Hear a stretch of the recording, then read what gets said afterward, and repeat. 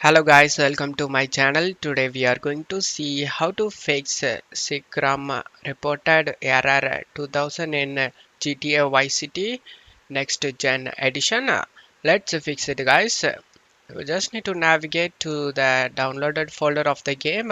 In my case I have in downloads. This is the one, GTA. Just double click on it. Double click on the read disk, and now you can able to see VC Redist and DirectX. You just need to install these two programs guys.